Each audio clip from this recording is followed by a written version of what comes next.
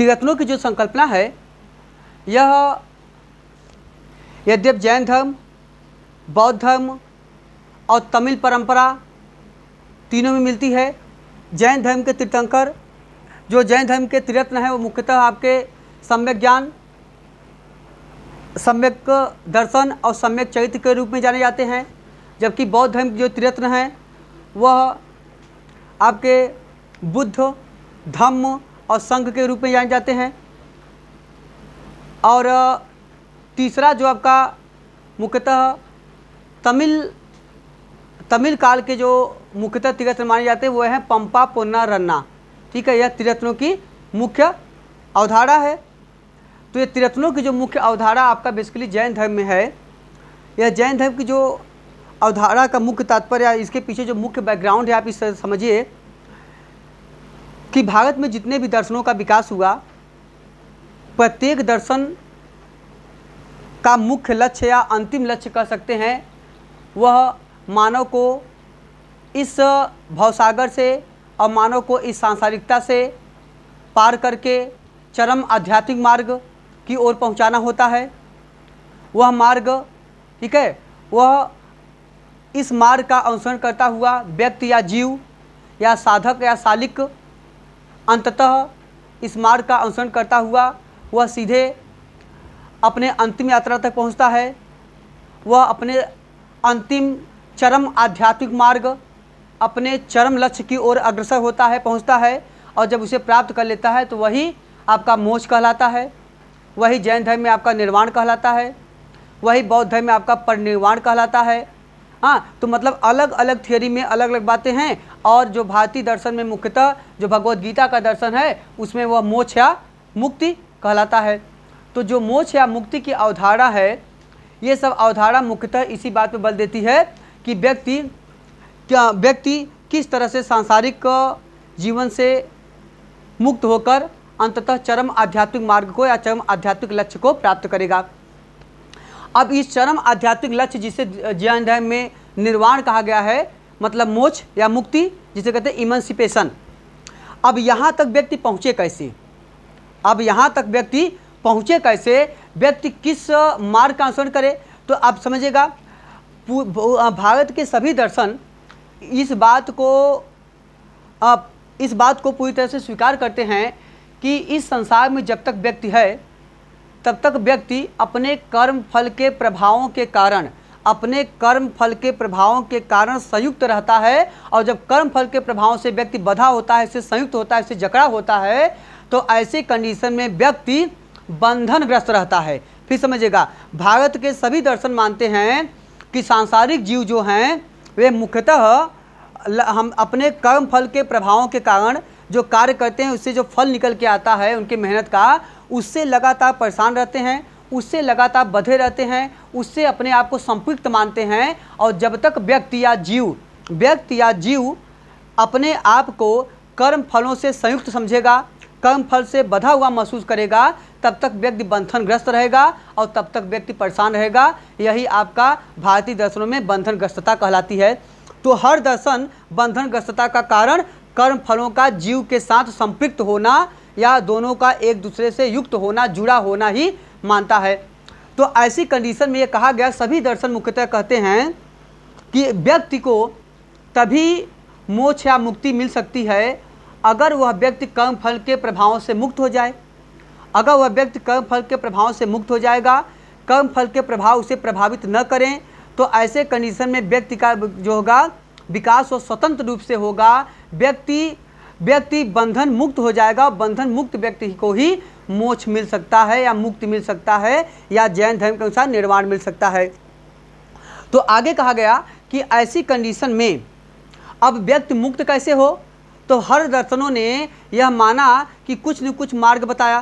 कारण सभी दर्शन ने यही माना कि कारण क्या है, समझिएगा एक बार फिर से, कि प्रत्येक बंधनग्रस्तता का कारण हर दर्शन यह मानता है कि व्यक्ति या जीव मतलब एक हुए, व्यक्ति या जीव का उसके कर्म फल के साथ संयुक्त होना ही उसके बंधनग्रस्तता का मुख्य कारण होता है। जब तक आप सांसारिक कर्म करते हैं उसके प्रभावों को आप वेट करते रहते हैं, उसके प्रभावों से अपने आप को जुड़े रखते हैं, बांधे रखते हैं, उसके प्रभावों के अनुसार पे सुखी दुखी होते रहते हैं, तब तक आप बंधनग्रस्त रहते हैं। अब सब दर्शन यह मानता है कि हम बंधनग्रस्तता से तभी मुक्त होंगे जबकि हम कुछ कर्म करें, और जब इससे मुक्त होंगे तभी हमें मोक्ष मिलेगा। इसके लिए क्या मार्ग है? जैन धर्म कहता है कि अगर कोई साधक, कोई व्यक्ति या जीव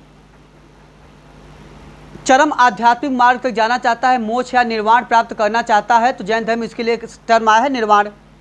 अगर वह निर्वाण प्राप्त करना चाहता है तो उसके लिए ज़रूरी है कि वह बंधनग्रस्तता से मुक्त हो। बंधनग्रस्तता से मुक्त कैसे हो? उसके लिए कहा कि अगर वह व्यक्ति सम्यक रूप से त्रिरत्नों का पालन करे, सम्यक रूप से त्रिरत्नों का पालन करे, जिसे आप कहते हैं 3-4 थियरी ऑफ ट्राइपल जेम्स, अगर इसका सम्यक रूप से व्यक्ति पालन करेगा तो व्यक्ति निश्चित तौर से क्या हो जाएगा, धीरे धीरे अपने त्याग, बलिदान, समर्पण, ठीक है, और उसके बाद मेडिटेशन के माध्यम से व्यक्ति धीरे धीरे क्या करेगा, धीरे धीरे व्यक्ति इन प्रभावों से मुक्त हो जाएगा।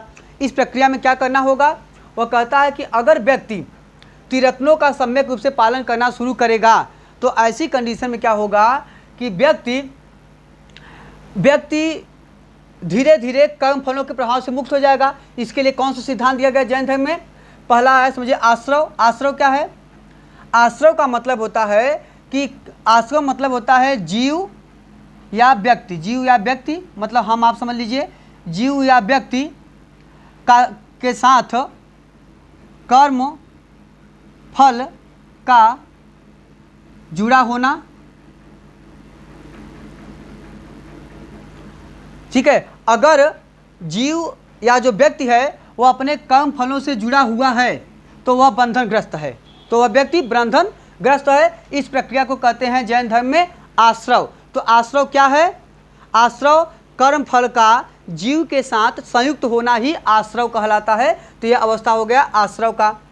दूसरा, अगर व्यक्ति त्रिरत्नों का सम्यक रूप से पालन करता है, अगर व्यक्ति त्रिरत्नों का सम्यक रूप से पालन करना शुरू कर देता है तो ऐसे कंडीशन में व्रत, तप, त्याग, समर्पण, मेडिटेशन आदि और जब इसको ज्ञान प्राप्त होने लगता है, सम्यक ज्ञान, सम्यक दर्शन, चरित्र का जब पालन करने लगता है, तो ऐसी कंडीशन में क्या होता है कि ऐसी कंडीशन में व्यक्ति का अब आगे चल के क्या होता है कि व्यक्ति की तरफ जो कर्म फलों का आगमन होता है, जो उसका एक प्रकार से बहाव होता है, वह रुक जाता है।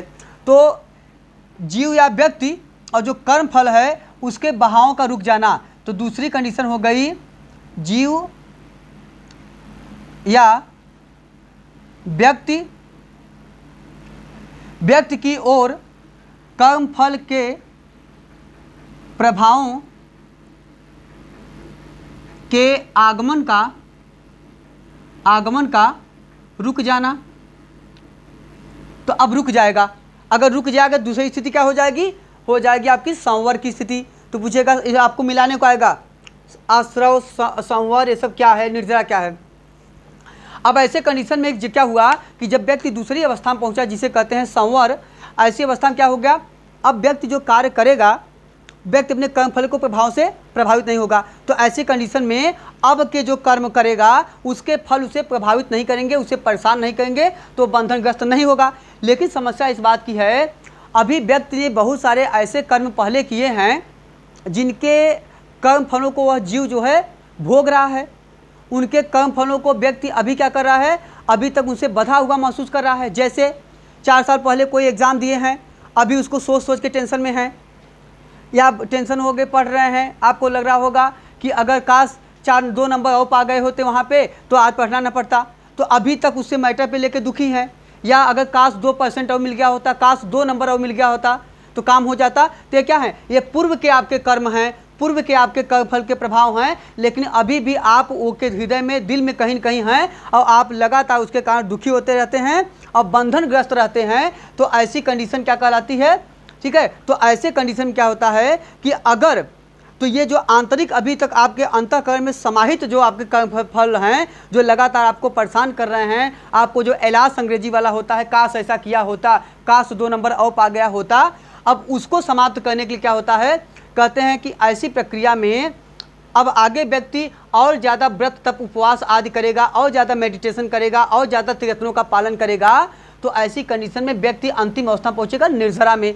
तो निर्जरा में क्या होगा कि व्यक्ति जो जीव है उसके अंतर्गत, उसके आत्मा में या उसके अंतःकरण में समाहित जो कर्म फल की अवधारणा है, जो कर्म फल हैं जो पहले से उसे परेशान कर रहे हैं, वह अभी समाप्त हो जाएंगे। तो यह एक प्रकार से वर्तमान में यह परमानेंट डाटा डिलीट हो जाएगा।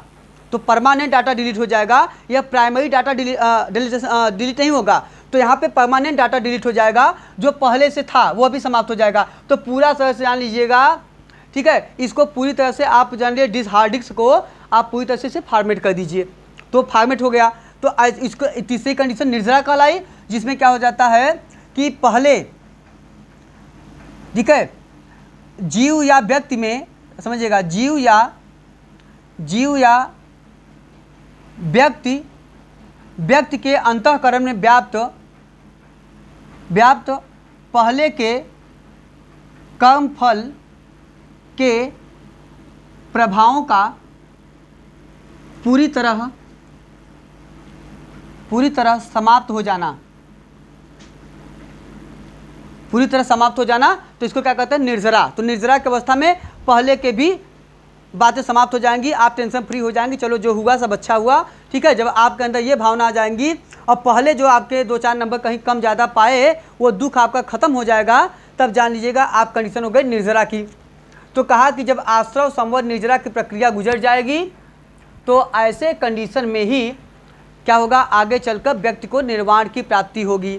तो निर्वाण की प्राप्ति के लिए तीनों महत्वपूर्ण है। तो निर्जरा की जो अवस्था है, अब आगे समझिएगा, जो निर्जरा की अवस्था है यह कैसी अवस्था है, निर्जरा की अवस्था ऐसी अवस्था है कि यहाँ पहुँचने के बाद व्यक्ति अब जब अपने कर्म फल अब आगे करेगा, तो व्यक्ति कर्म फलों के प्रभावों से प्रभावित होगा नहीं। पहले के कर्म फल उसके समाप्त हो चुके हैं अंदर से, तो अब व्यक्ति क्या है, पूरी तरह से एक्यूरेट हो गया है, व्यक्ति में सभी कर्म फल समाप्त हो चुके हैं। तो अब वह जो काम करेगा, तो वह क्या करेगा, वह निष्काम कर्मयोग से करेगा। तो इसका मतलब हो गया कि जैन धर्म का जो आपका निर्जरा की अवस्था है, जैन धर्म की जो निर्जरा की अवस्था है, यही आपका भगवत गीता के निष्काम कर्मयोग की अवस्था है। समझिएगा, यही अवस्था आपके भगवत गीता के निष्काम कर्मयोग की अवस्था है। आगे समझिएगा, ये देखिए, अब जो आपको समझा रहे हैं ये महत्वपूर्ण तथ्य है। अगर आप इसको समझ लेंगे तो पूरा आपका दर्शन तैयार हो जाएगा।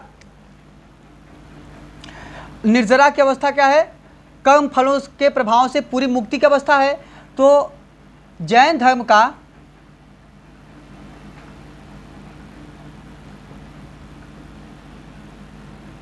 गीता दर्शन और वेदांत दर्शन, आ जाइए वेदांत दर्शन, और अगला आ जाइए आप इस्लामिक दर्शन, सूफीवादी दर्शन या सूफीवाद या इस्लाम। अब देखिए, जैन धर्म में निर्जरा की अवस्था कर्म फलों से पूरी मुक्त की अवस्था है। यह अवस्था भगवत गीता के निष्काम कर्मयोग की अवस्था है, जिसमें व्यक्ति कार्य तो करेगा लेकिन अपने कर्म फल के प्रभाव से पूरी तरह मुक्त रहेगा, तो निष्काम कर्मयोग से काम करेगा। ठीक है, ये दोनों अवस्था समझिएगा। वेदांत दर्शन के 2 भाग हैं, एक आपका है अद्वैत वेदांत, दूसरा है विशिष्टाद्वैत शंकराचार्य और रामानुज। तो एक हो गए शंकराचार्य, दूसरे हो गए आपके रामानुज। शंकराचार्य कह रहे हैं कि व्यक्ति अगर ज्ञान के माध्यम से, समझिएगा, शंकराचार्य ने मोक्ष का माध्यम क्या माना है, ज्ञान। जैन धर्म ने मोक्ष का माध्यम क्या माना है, त्रिरत्नों को। ठीक है, बौद्ध धर्म ने मोक्ष का माध्यम क्या माना है, अष्टांगिक मार्ग को, अष्टांगिक मार्ग को। अब आगे समझिएगा, शंकराचार्य कह रहे हैं कि अगर व्यक्ति को जब ज्ञान प्राप्त हो जाएगा तो उसकी अज्ञानता नष्ट हो जाएगी।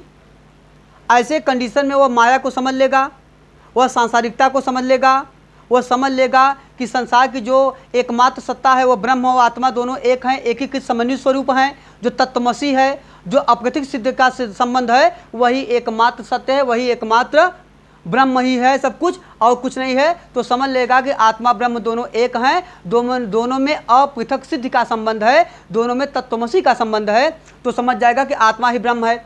तो कहा जब तक व्यक्ति को ज्ञान नहीं होगा तब तक व्यक्ति अज्ञानता में रहेगा, अज्ञानता में रहेगा तो अपने कर्म फल के प्रभाव से हमेशा परेशान रहेगा, अपने कर्म फल के प्रभाव से हमेशा वह दुखी रहेगा, बंधनग्रस्त रहेगा। तो अब कर्म फल के प्रभाव समाप्त कैसे हो, तो कहा गया कि जब व्यक्ति को ज्ञान प्राप्त होगा तो ज्ञान प्राप्त होने पर व्यक्ति क्या करेगा, इस संसार में रहते हुए भी कर्म फल से मुक्त हो जाएगा। ऐसी अवस्था कहा गया जीवन मुक्ति।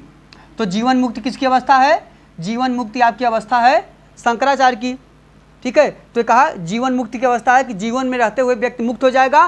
तो ऐसी कंडीशन में व्यक्ति जिंदा रहेगा लेकिन उसके कर्म फल का प्रभाव उसे नहीं प्रभावित करेगा। तो इसका मतलब हो गया कि गीता का निष्काम कर्म योग, शंकराचार्य का जीवन मुक्ति और जैन धर्म का निर्जरा, तीनों एक हैं।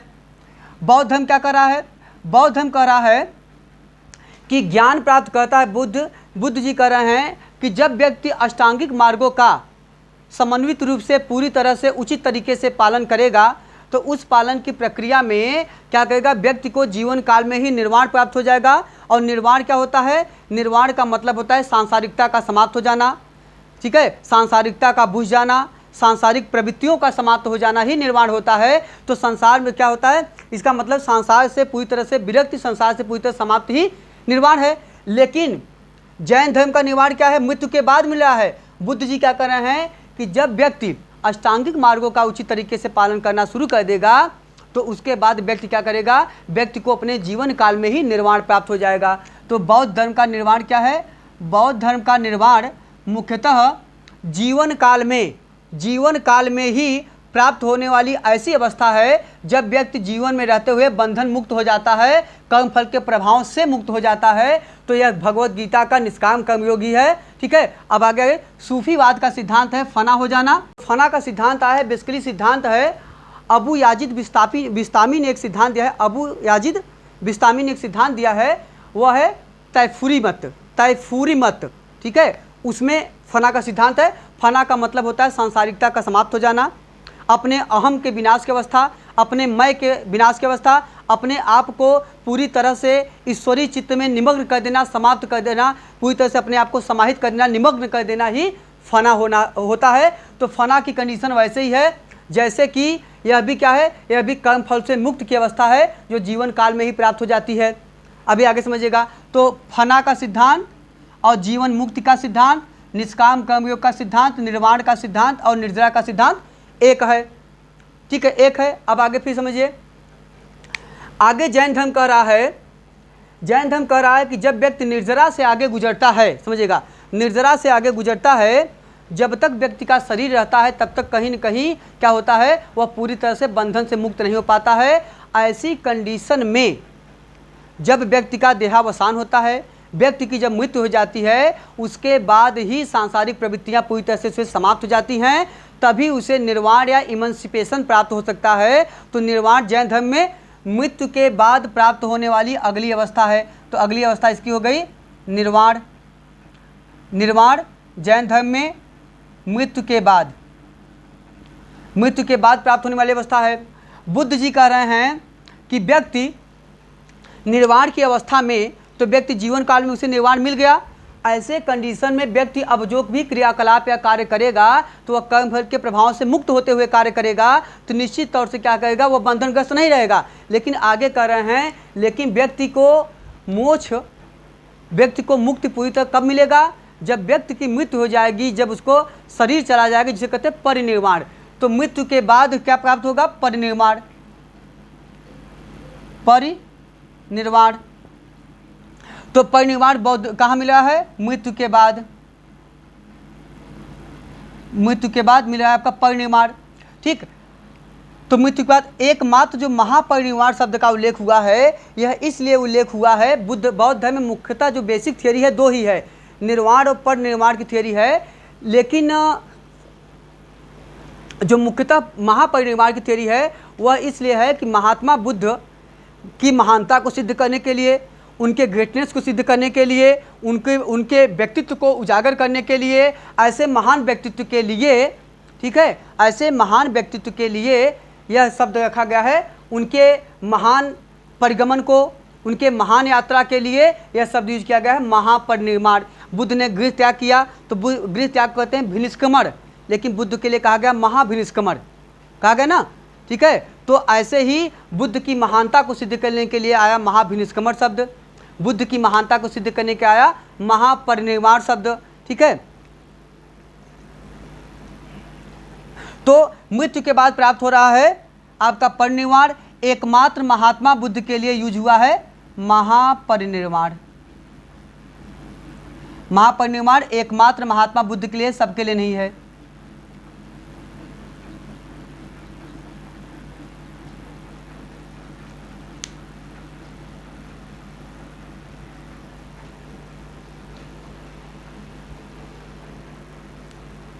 ठीक है, आगे आइए। तो यहाँ पे ये प्राप्त हो रहा है, आगे चलिए। तो परिनिर्वाण की अवस्था क्या है? मृत्यु के बाद प्राप्त होगी। गीता कह रहा है कि निष्काम कर्म योग जीवन काल की अवस्था है, जो कर्म फल से मुक्त की अवस्था है, जो एक प्रकार से स्थित प्रज्ञ की अवस्था है, जो हर भाव में हर स्थिति में संभाव हो, वही है स्थित प्रज्ञ, वही आपका है स्थित प्रज्ञ की अवस्था है। लेकिन आगे कह रहा है गीता कि पूर्णतः जो मुक्ति मिलेगी वह किस मार्ग से मिलेगी? यह जैन धर्म कह रहा कि त्रिरत्नों से आपको मुक्ति मिल रही है, बौद्ध धर्म कह रहा है अष्टांगिक मार्ग का पालन करने से मिल रही है, भगवत गीता कह रहा है कि इसमें आपको कह रहा है कि मुक्ति जो है वह मुख्यतः क्या है? मुख्यतः इसमें ज्ञान कर्म, ज्ञान भक्ति, ठीक है, और ज्ञान, तीनों मार्गों का समन्वय करके कहा कि तीनों से मुक्ति प्राप्त होगी। और इसमें अंतिम को ज़्यादा महत्व दिया, कहा कि अंत की ज्ञान और कर्म से भी ज़्यादा जरूरी है भक्ति, शरणागति या प्रपत्ति, ठीक है। तो भक्ति के माध्यम से कहा कि आपको मुक्ति मिल जाएगी, कि तीनों को समन्वित स्वरूप के माध्यम से, समन्वित साधन के माध्यम से आपको मुक्ति मिलेगी। लेकिन इन तीनों भी सबसे ज़्यादा जरूरी क्या है? वह है भक्ति, ठीक है। तो भगवान कृष्ण गीता में कहते हैं सर्वधर्म परित्यज्य मामेकम शरणं व्रजम, ठीक है। तो ठीक है, तो यहाँ पे जो गीता के उदाहरण वहाँ में दिखाई दे रही है, आगे समझिएगा। तो कह रहे हैं कि मृत्यु के बाद ही आपको मोक्ष या मुक्ति मिलेगी। तो मोक्ष या मुक्ति कब मिल रही है?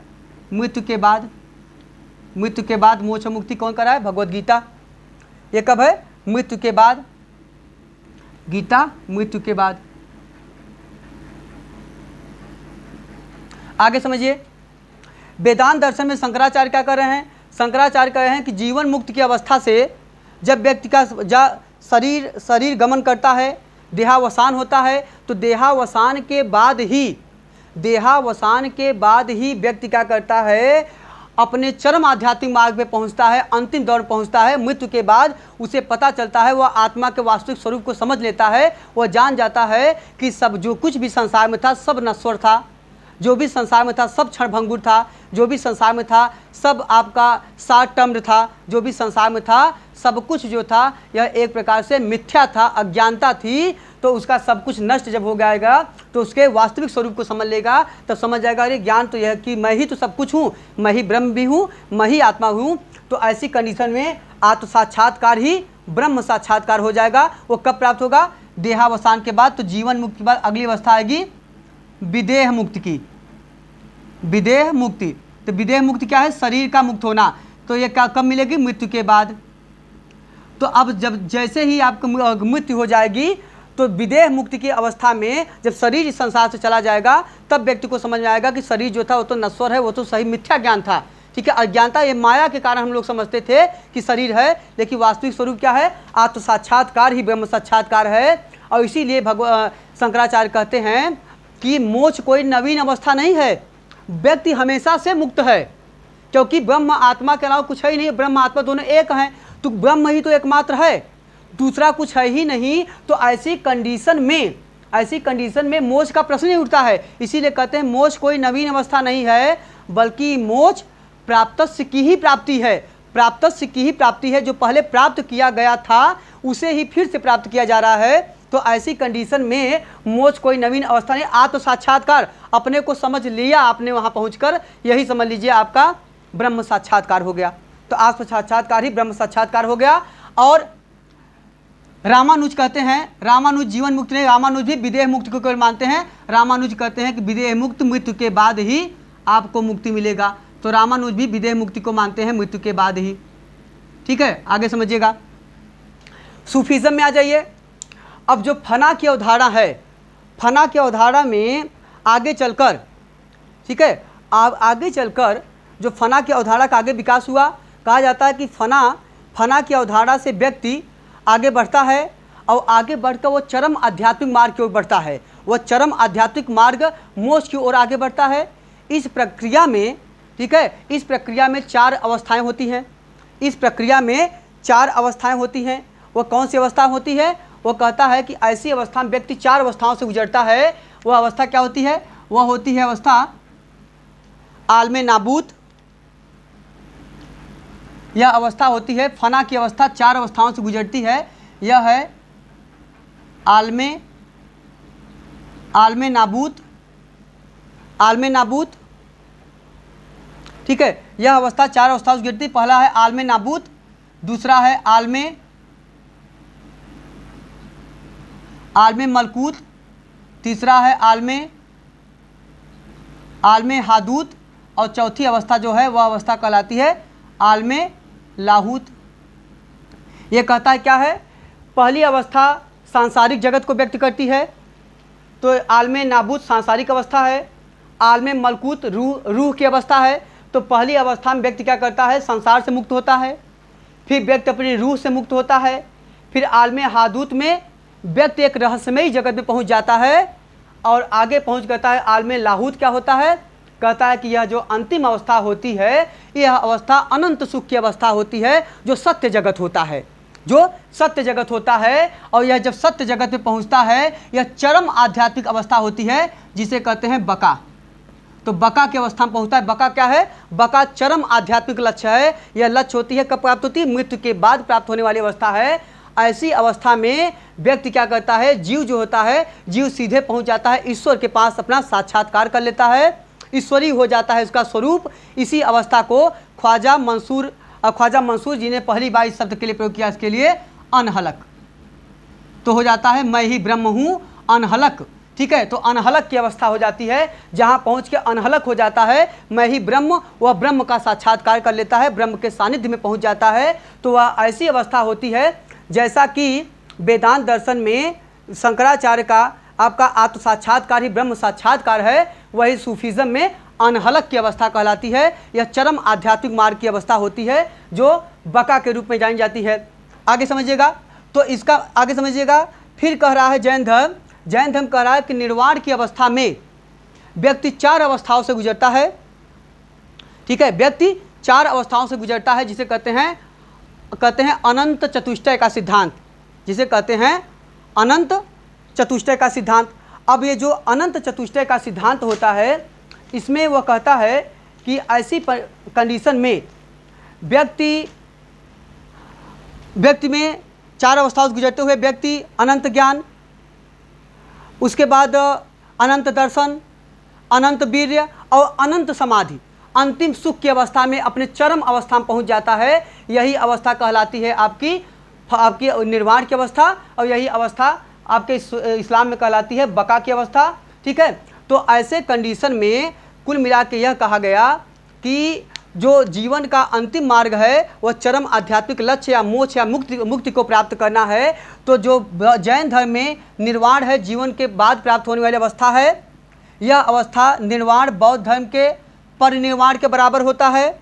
जैन धर्म का निर्वाण बौद्ध धर्म के परिनिर्वाण के बराबर होता है, और यह भगवत गीता के मोक्ष या मुक्ति के बराबर होता है।